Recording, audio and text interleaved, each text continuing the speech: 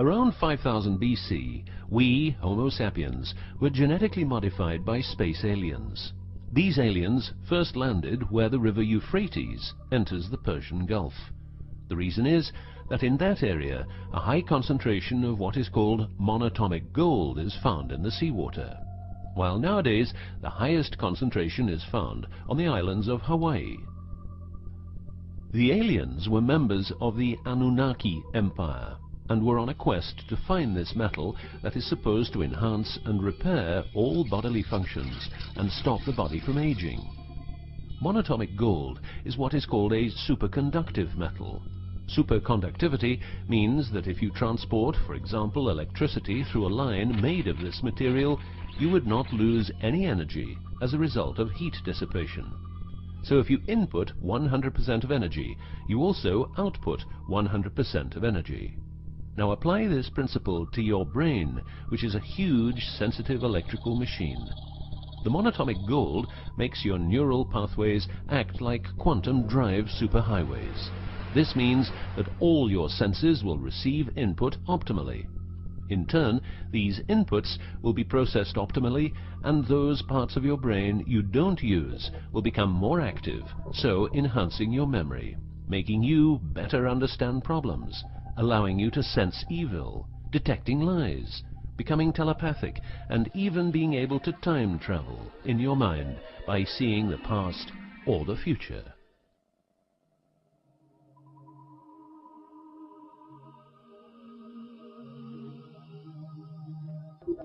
So the Anunnaki, which is the name of the empire which includes races like the Saurian, or as they are called the Reptoids, the Argarians, or Nordics, because of their human looks, and the Greys from Zeta Reticula, were looking for monatomic gold. This involved enormous effort because it had to be extracted from seawater, or by processing it in such a way that the gold, usually in pairs of 8 atoms per molecule, could be separated into individual particles. In this fashion, the monatomic elements were separated from the multi-atomic cousins. In a similar way, uranium-235 is produced. For the use as intelligent slaves, the Anunnaki took a man, let's call him Adamski, and took out a part of a rib.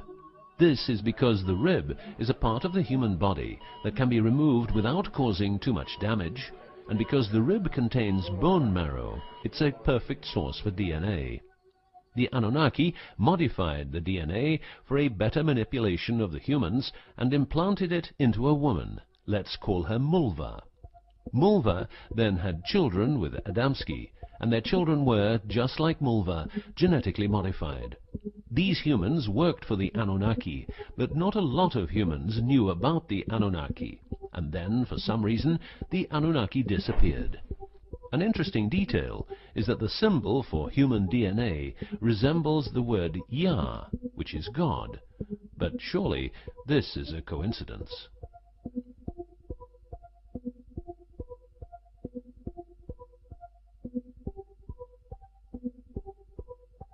Now, some humans received part of the knowledge of the Anunnaki. The last known humans were the Jewish people who carried the Ark on their journey from Egypt to the Promised Land.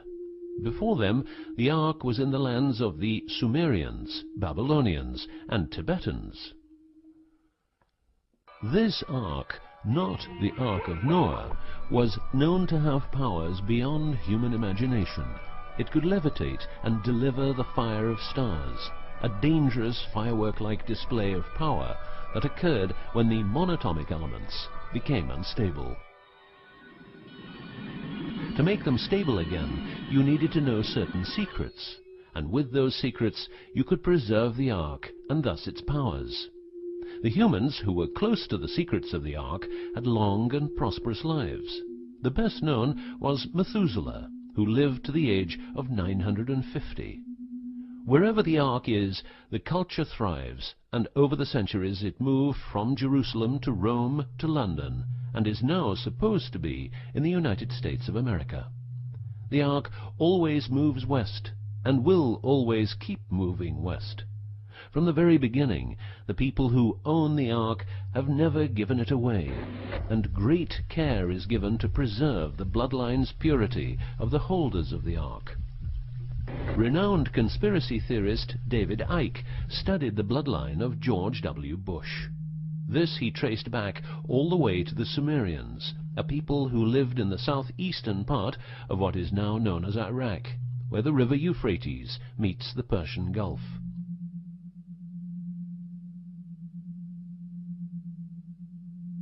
The secrets of the elements of the Ark, scientifically known as ORMs, orbitally rearranged monatomic elements, are nowadays hidden by secret societies that have control over society worldwide. The word ORM is the same as the Hebrew word which means the tree of life. ORMs consist of 8 metals.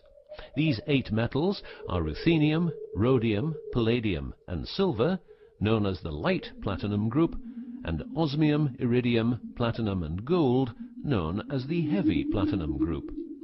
Gestation of these metals in monatomic form prolongs life and enhances and repairs bodily functions.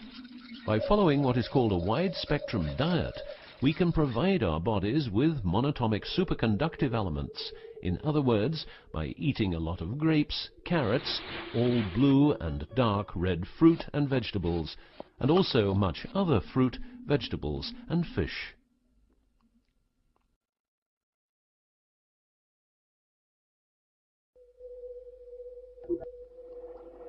There are countless fragments of footage shot by both Russian and American astronauts, which show the vast number of lights that seem to be attracted by releases of electromagnetic energies by both the Earth and man-made objects such as satellites. In Building 8 of the Johnson Space Center in Texas, the USA, high-resolution pictures taken by satellites are photoshopped each day to remove proof of aliens. In the film The Secret NASA Transmissions, the footage, it becomes clear that astronauts have grown accustomed to these strange anomalies, and that even in 2000, an unprecedented cooperation between NASA, the Russian Space Agency, and a committee of UFO experts was formed to share knowledge on this subject. To better understand this whole story, a few revelations are in place. Everything vibrates because atoms vibrate, and that is because the subatomic particles are in harmonic resonance, a fancy word for vibration and keeping themselves in equilibrium. Gravity is vibration generated by the presence of mass, and it can be neutralized by altering the harmonic resonance of the gravitational field.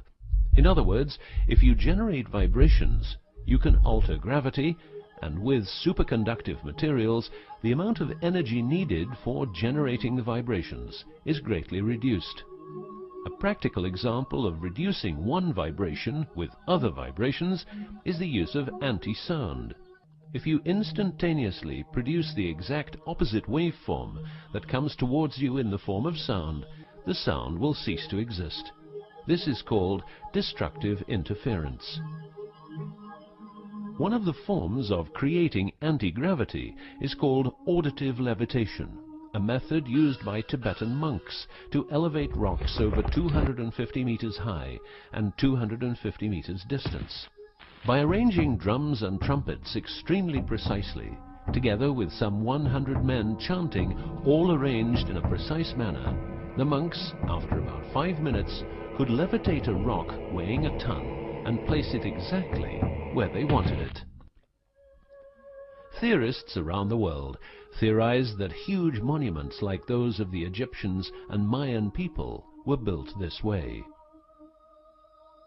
Other examples of anti-gravity we find in the vast amount of UFO sightings.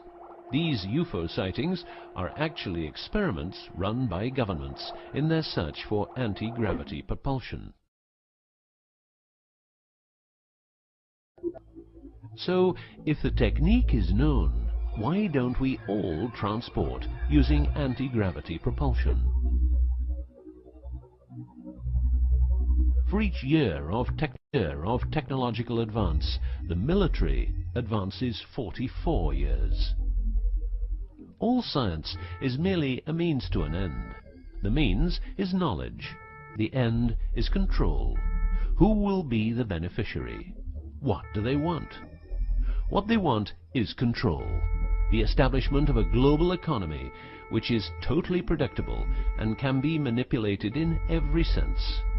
Ein Volk, ein Reich, ein Führer. What I am saying is that the vast majority of people is being controlled by the established upper class. I know this is like the plot of a bad movie, but stay with me for a minute. Anti-gravity exists. The ability for everyone to be a genius exists. Aliens exist, and much more efficient ways of producing energy exist. For example, the mighty engine, which produces the same amount of energy as a normal engine, but only using 5% of the fuel a normal engine uses. Or the PAP engine, which, without fuel, only driven by the power of zero-point energy and a small amount of noble gases, can deliver 500 horsepower for a period of 10 years. Or the Maternita machine of the Maternita commune, which has delivered 3 to 4 kilowatts out of thin air for the last 20 years. What would be the consequences for the upper class if they lose their monopolistic knowledge? What would happen to them if people would know about the secrets they're holding for us? If I don't need any more gasoline, what would happen? If I don't need any more electricity or gas, what would happen? If I don't need any more medicines from the pharmaceutical industry, what would happen? In order to ensure their powers, the upper class, some call them the Illuminati, handles a strict agenda. The agenda has the aim to prepare the world for world domination, beginning in the US and Europe. According to conspiracy theorists around the world, this is what they are doing as preparation. By the way, these people are extremely smart and fanatic, extremely rich, and they have tried it before. Then they were called the Nazis.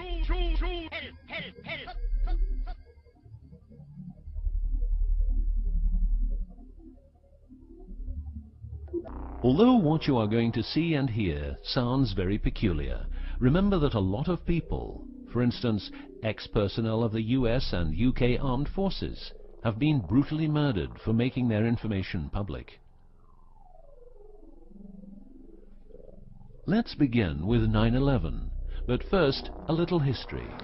What the Second World War did for the US is that it gave the country such an economic lead that it could easily grow more comfortable in its already powerful role. The industry of war gave everybody jobs, and therefore everybody could start consuming.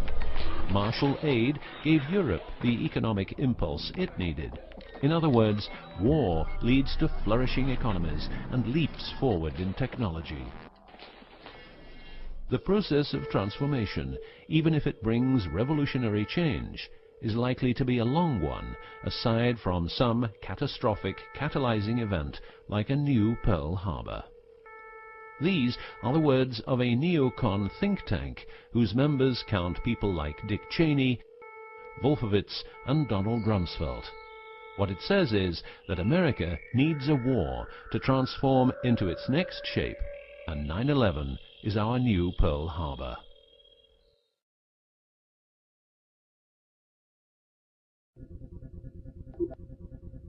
In the manipulation of people, one of the strongest weapons is to make people believe someone else did it. What I'm trying to say is that the US government is trying to make the people believe Osama did it. But did Osama do it? Did you know that 6 weeks before the WTC towers collapsed, the owner had a new insurance policy made up, ensuring that the owner, if the towers would collapse due to a terrorist attack, would receive the amount of $3.5 billion. The owner, because 2 towers went down, tried to claim 2 times $3.5 billion, but only received 2.2. What happened to building number 7.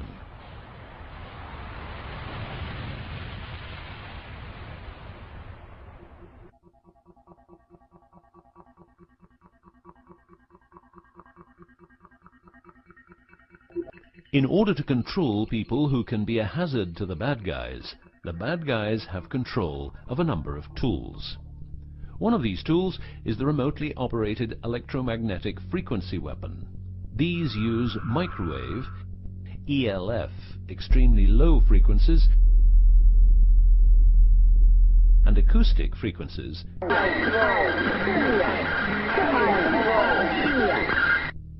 to covertly attack and harass innocent citizens. The use of frequency weapons on humans for behavioral control and murder is not new. For well over 50 years, neuro-electromagnetic frequency weapons have been perfected for their covert use in warfare.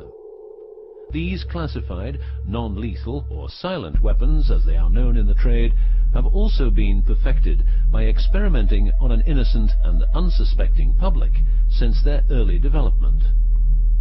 Directing a beam of frequencies to a human can cause a series of effects. A well-known effect is ELFs causing nausea, headaches, wild racing heart without cause, sudden violent itching in different parts of the body.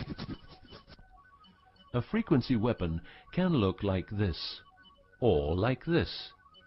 Its shape depends on how frequencies have to be directed to the target.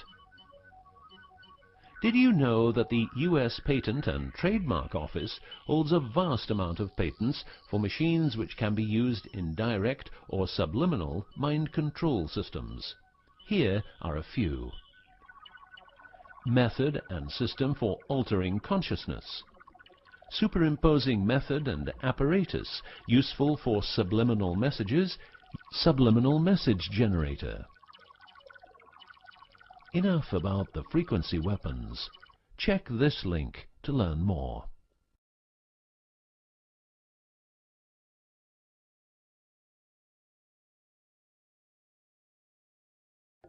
You will realize that to control people, you have to know what they are communicating. So in the 1950s, the UK and USA decided to set up the world's biggest espionage network to make sure all communications between Russians and spies or allies were monitored. This system has continuously been updated since the day it became operational. The system's name is Echelon and consists of a vast network of listening posts, extremely advanced computers, an enormous number of people, dishes, and taps. Echelon's computers capture every communication via internet, GSM, UMTS, landlines, TV and radio broadcasts, satellite communications, private, military, and diplomatic, and listens to every word. The computers work with a list of keywords, and when a message contains one or more keywords, the message is directed to a specialist who examines the message. If it is suspicious, further action may be taken. Echelon centers are around the world, but here are the best-known locations. Menwith Hill, North Yorkshire, England. HARP, Remote Mind Control Computer Center, Alaska. Pine Gap, near Alice Springs, Northern Territory, Australia. Pine Gap has a complex of radomes, a huge computer room, and about 20 support buildings. The signals analysis section of the computer room is staffed exclusively by CIA and NSA analysts. Within the USA, Australia and the UK, the NSA can plug into every telephone call and message entering, leaving or transiting the country. The NSA is also constructing a network of towers up to 500 feet high, each tower at a distance of 200 miles from each other and stretching from the east to the west of the US. The network is called GWEN, Ground Wave Emergency Network. This network transmits very low frequencies combined with ultra-high frequencies and is used in case the communication systems in the US are rendered useless because of a nuclear attack. Coincidentally, the frequencies of Gwen coincide with the frequencies being used by frequency weapons. Also coincidental is the fact that mobile telephone systems like GSM and UMTS also operate in the same frequency areas as some frequency weapons.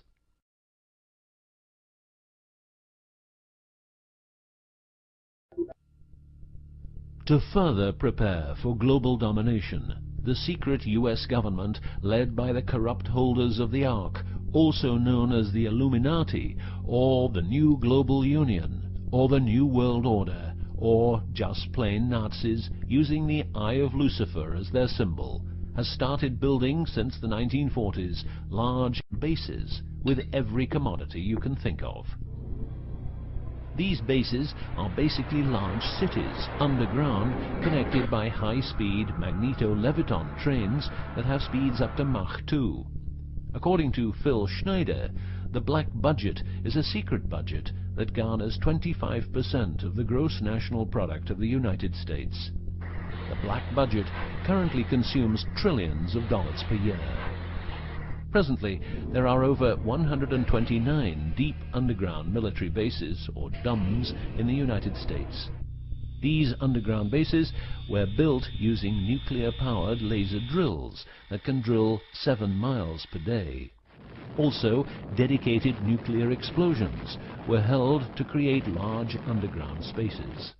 A lot of contractors work in these places, but never more than 3 to 4 weeks. Always under strict supervision, and before entering a site, they are warned that if they talk about what they see, it will cost them their lives.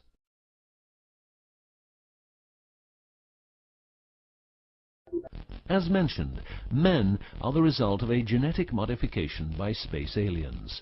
These aliens have been on Earth for a long time, and lived in large underground cities all over the world.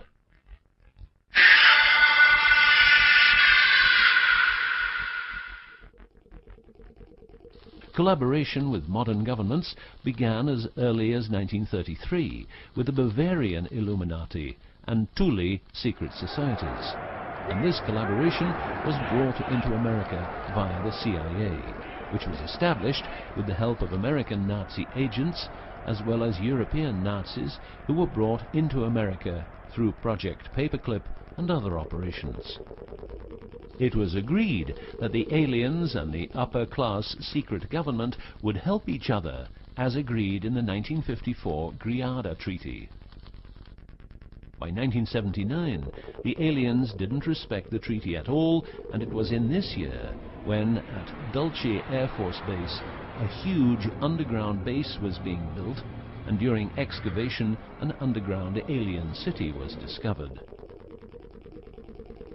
There are several species of aliens working with the US at the Underground 7 level facility at the Alien US Government Biogenetic Research Base in Dulce, New Mexico. The reason they help the US government is because the aliens need space here on Earth for conducting experiments on humans and storing humans in suspended states for reasons unknown. In exchange, the aliens give the US government technology. Examples of these technologies are stealth aircraft, anti-gravity propulsion, genetic research, quantum technologies, computer technology, biological warfare, medicine, GSM, etc.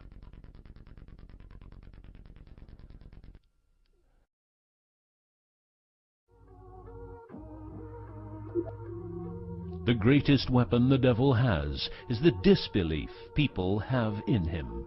The devil represents evil, and those who want to dominate are the evil ones because they keep their knowledge from saving lives and improving the world. Instead, the evil ones will make the people more docile and stupid, using more tricks in order to achieve their goal, which is world and universal domination. The story of the aliens seems so unreal that, like the devil, it is subject to ignorance and ridicule, and that is its greatest weapon.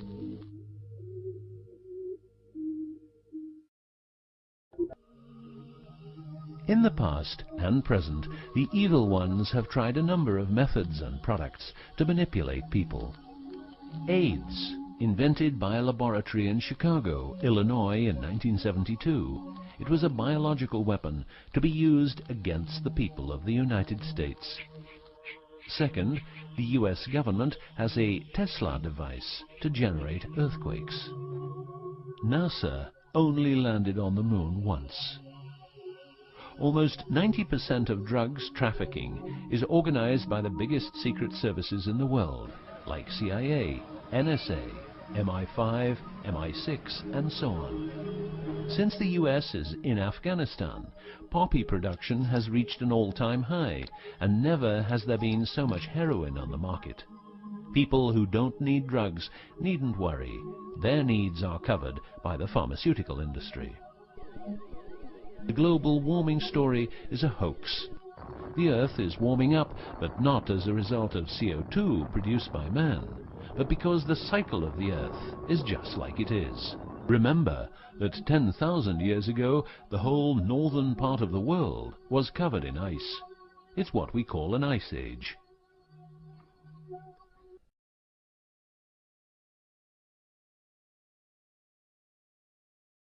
The Ark, in its recent form, started its journey in the deserts of Egypt and was carried to the Holy Land by the Jewish people.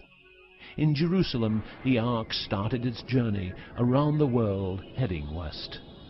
Everywhere the Ark has been, one or more obelisks are erected as a symbol of establishment. In the future, the Ark will travel to China, Russia, Iran, until it reaches Jerusalem again, which means the whole world will be under the influence of Lucifer's eye. That will be the moment the Anunnaki Empire will settle and rule Earth uncovertly. On many important sites in the world, buildings carrying symbols of Lucifer's return are common. The best-known example is the Pentagon, which suggests a pentagram referring to the Jewish symbolism and the symbolism of the Ark. Another example is the Israeli High Court. It's a building with dozens of satanic and secret symbols. Like the eye of Lucifer, an inverted cross you can walk on. Its numerical anomalies. It was built in exactly 750 days.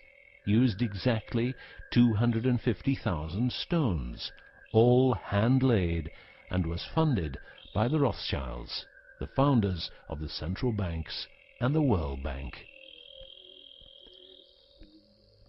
These buildings celebrate the coming of and will serve as headquarters for the evil ones. From here, every communication will be monitored.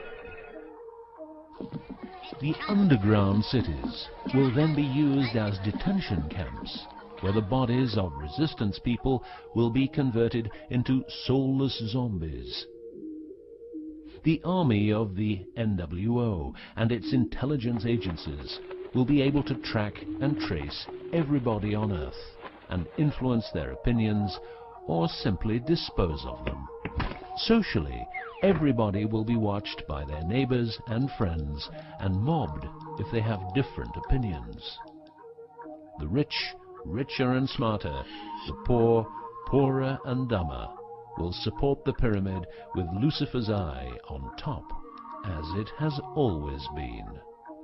This will be the future, and the future is now.